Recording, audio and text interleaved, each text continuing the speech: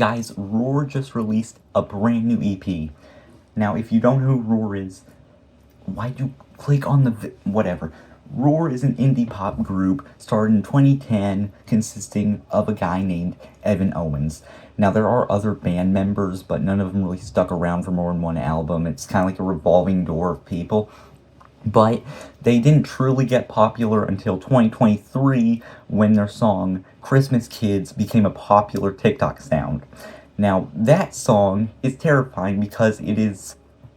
I won't get into the full lore, but they have just released a brand new EP, and it's quite an interesting EP because it seems like you're taking it in a significantly different direction than most of their other releases. It's called Sus and Gotti Boys. Now, just inspecting the cover, it is quite stylistically different than most of their other releases. Most of Roar's covers have sort of like an arts and crafts style to it, more artistic. But the Sus and Gotti's Boys covers, well, it seems like it has quite the Middle Eastern style to it. And it shows three guys standing on the front, which is the first time a real human has ever been shown in one of his covers. I mean, in the original I Can't Handle Change cover, there was like Phil and Ronnie, but they were drawings. Now, it is quite weird because none of these guys really resemble Roar. As a matter of fact, they're all a completely different race than him. I would hate to find out Owens is doing blackface. But if we look in the cover, it seems like it is a feature between Pratham, Roar, our guy, and Peckstyle, and it also has the parental advisory tag, which is quite interesting. So I'm going to go ahead and give this thing a listen. Okay, so the first song is called Sus and Gotti. It starts with this like sample of like these little like children like doing some song, and then it goes into a rap song, which is interesting because Roar has never done rap before. And it's also quite interesting because the songs are in a completely different language. I'm not sure what language because I am monolingual. However, it's definitely some sort of like Indian or Middle Eastern language.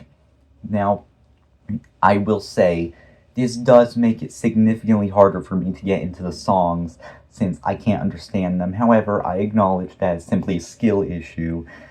Overall, despite not understanding it, it flows pretty good. The song is great, and it ends with this like guitar note, and then it leads into a violin into the next song, which is called Saj. Again, Saj is in a completely different language. It's also significantly slower than last song. It has more of a slower vibe. And, you know, now that I mention it, none of the guys in here really sound like Owens either. Like, Owens has a really high voice, and while I can't identify who's singing what, none of them really sound like him. I don't know if Owens' balls just dropped recently or something, or what.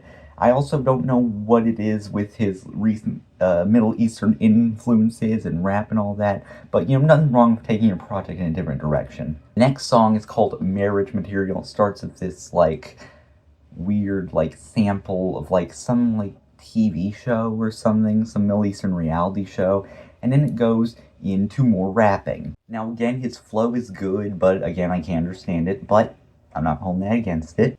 The next song is called Ardhangini. I'm not sure if I'm pronouncing that right. Probably not. But it begins with like sample of like a guy and a girl arguing in some Middle Eastern language, and then they start rapping. But this one's different because this has the first thing in the whole EP, an English language lyric. This lyric that he says is, "I guess that girl got my heart. I guess she's my better half." Again, the emotional lyrics, the very melancholy lyrics that we expect from Roar at this point. The rest of the song's in a different language, but it was nice to throw older fans a bone there. And I really like the beat to the song. It sort of reminds me of like Italy, like sounds Italian. It goes, I like it a lot. And then the next song is simply called Home Minister, which it has more rapping. Again, honestly, I wish I was better equipped to review this EP, especially knowing Roar's talents and how great he is at music making, but I'm sorry guys, I just can't. Okay, I'm gonna stop the bit. I can't keep this up. Obviously, this is not the same Roar as Evan Owens. This is a different Roar that YouTube Music falsely attributed to the indie pop band. And it's kind of hilarious when I saw it, because it was like, one of these things not like the others. You know what I mean? It's kind of funny because this is a really common glitch with YouTube Music. I've seen this before with other bands, and it's always a foreign rapper for some reason. I'm not sure why, but I have seen them do this before with other bands. But most times, those bands are really small, like indie bands I happened upon. So when it's like with a bigger band like Roar, it's like, come on, YouTube, come on. And it still hasn't been fixed either. It's been like this for like a month at this point. And seeing all the comments is also really funny. But this gotta do with Roar. Roar be making anything. This ain't Roar, bro. Sorry about that ad. What is Roar even about? What's Roar doing in here? What happened to Roar? Roar songs always make me cry. This one really hit me where it hurt. Jesus Christ. The mustard of a laugh track.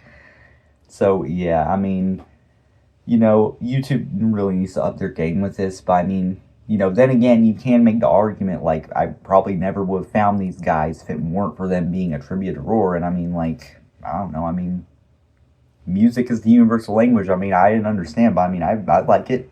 I mean, rap's never really been my thing, but I mean, I vibe with it. I did one of these, I like it. I like it pretty good. I'd give this EP a 7 out of 10. But with all due respect, YouTube, please fix this, okay? Bye, guys.